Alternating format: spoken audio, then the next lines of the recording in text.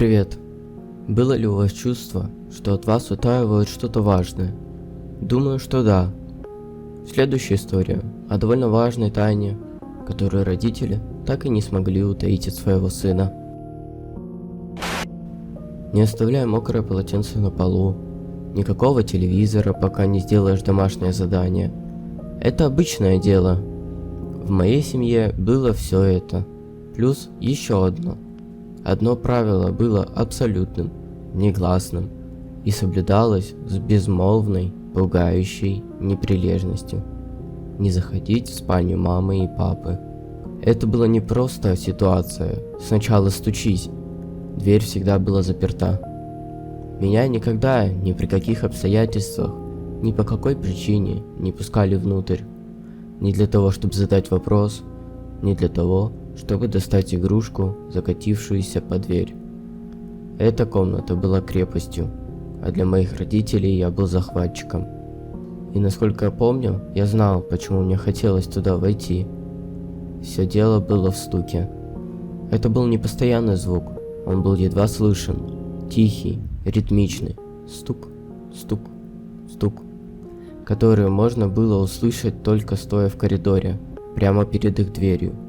Он доносился изнутри, от дальней стены их комнаты, той, что примыкала к старому белому шкафу.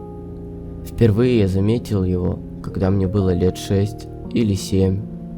Я думал, это трубы, но звук был слишком ровным, слишком намеренным. Любопытство каждого ребенка – мощная сила. Несколько раз я по ошибке обнаруживал, что дверь не заперта. Я пробирался внутрь, и толстый ковер заглушал мои шаги. В комнате всегда было полумрак. Тяжелые шторы были задернуты.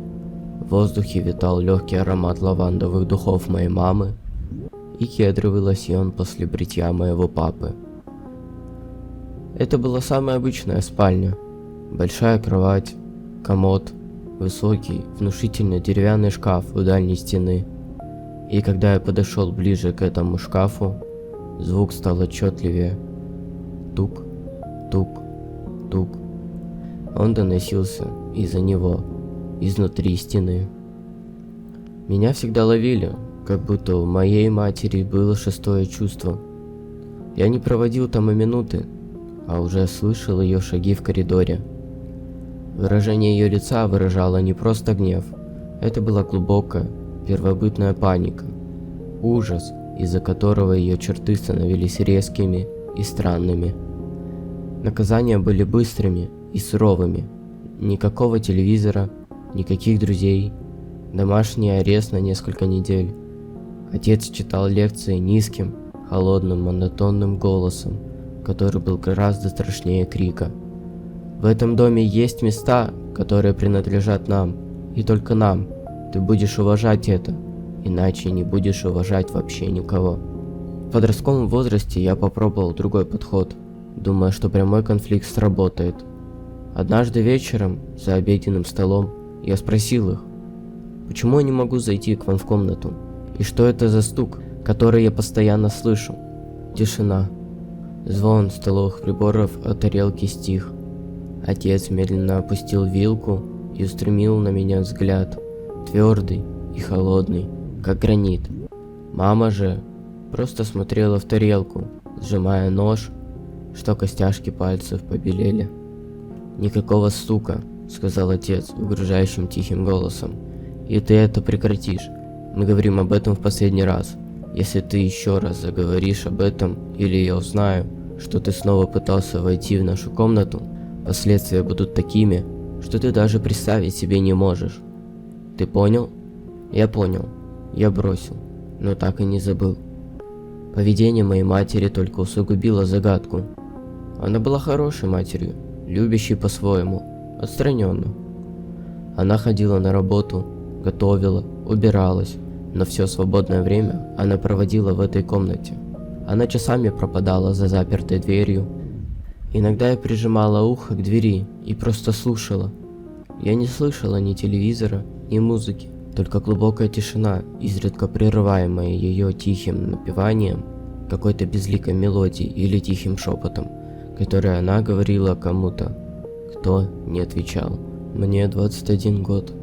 Я накопил достаточно денег на подработки, чтобы наконец обзавестись собственным жильем, крошечной квартиркой на другом конце города. Я уезжаю, и одна единственная, непреодолимая мысль не отпускает меня уже несколько недель. Сейчас или никогда. Я не могу уйти из этого дома, не узнав. Эта тайна была для меня молчаливым третьим родителем всю мою жизнь. Призраком на каждом семейном ужине, тенью в каждом коридоре. Я должна пролить на нее свет, прежде чем уйду.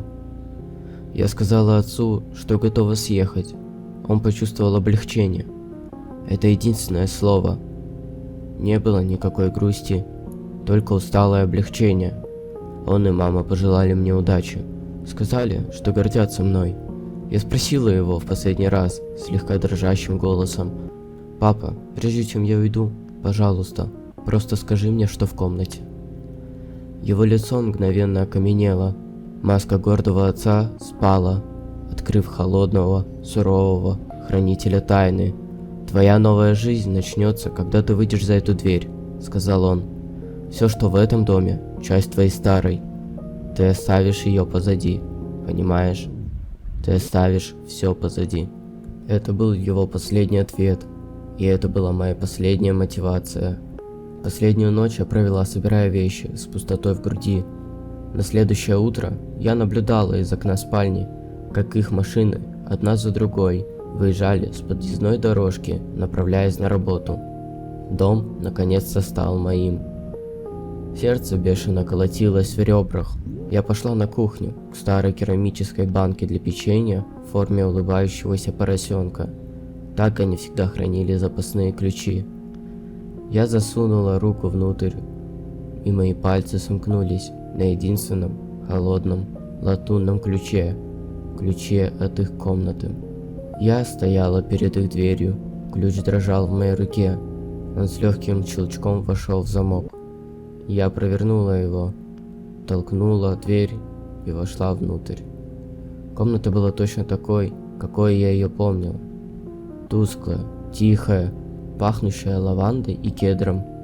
Большой темный шкаф монолитом стоял у дальней стены, и, подкравшись ближе, я услышал его, яснее, чем когда-либо прежде. Стук, стук, стук. Это был медленный, слабый, но ровный ритм.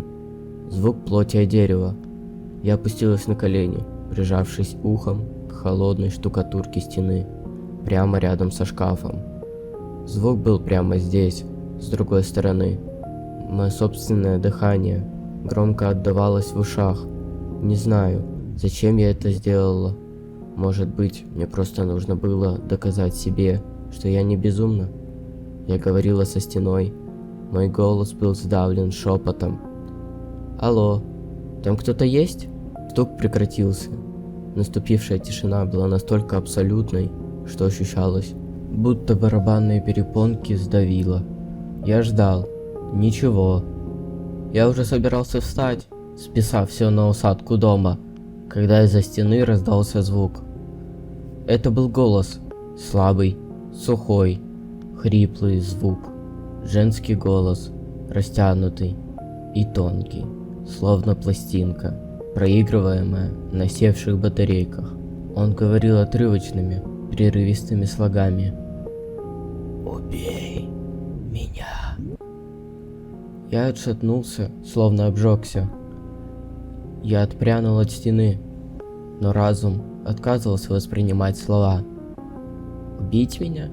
Должно быть, я ослышался. Должно быть, это было что-то другое. Но голос раздался снова, на этот раз чуть сильнее. Отчаянная, царапающая мольба.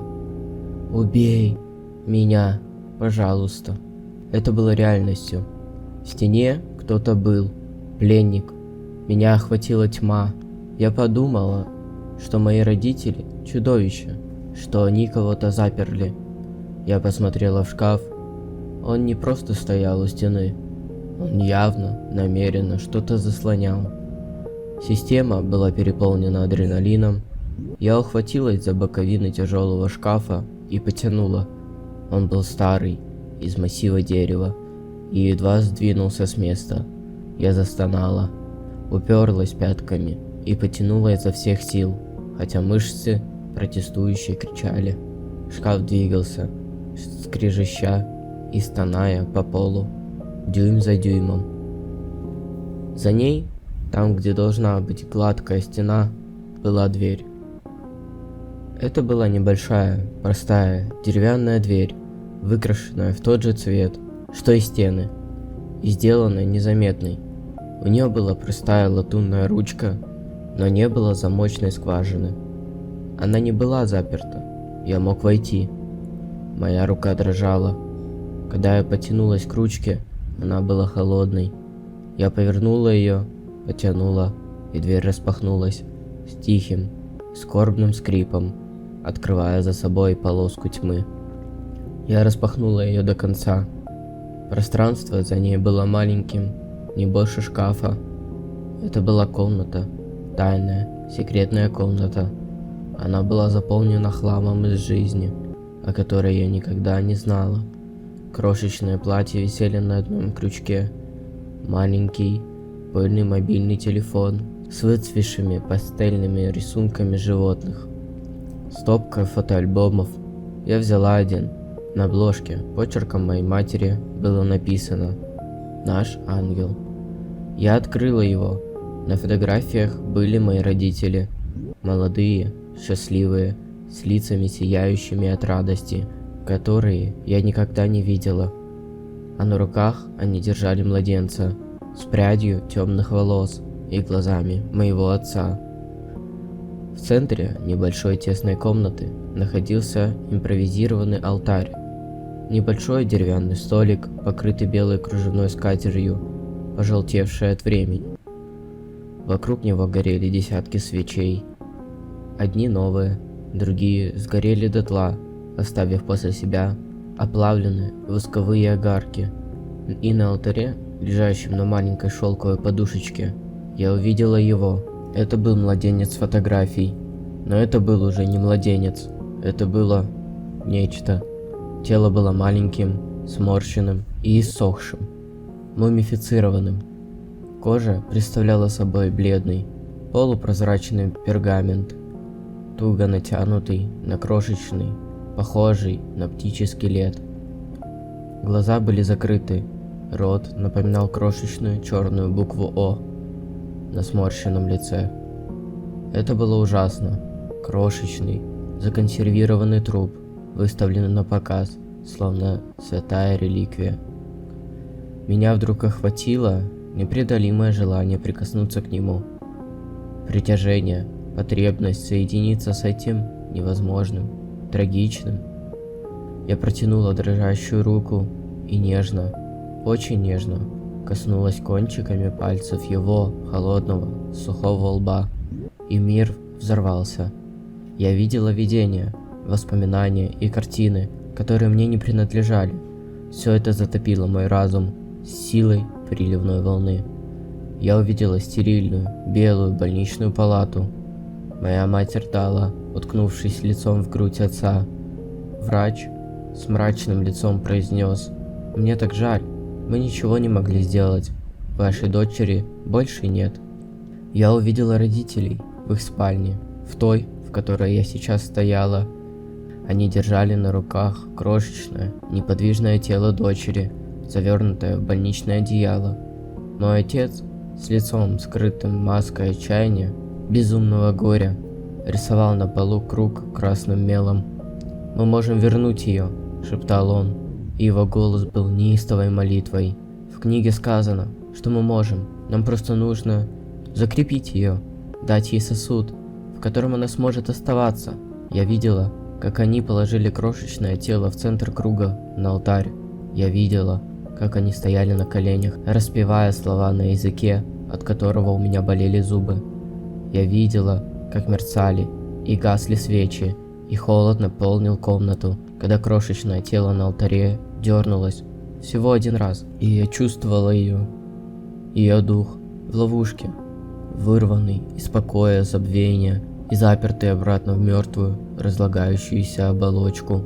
Я чувствовала ее смятение, ее ужас, ее бесконечные, вечные страдания, сознательный разум, растущий, обучающийся, запертый в инертной, неизменной тюрьме плоти, не способный двигаться, не способный говорить, способный только чувствовать медленное, неумолимое течение десятилетий и стучать, стучать, стучать в безмолвную стену своей спальни.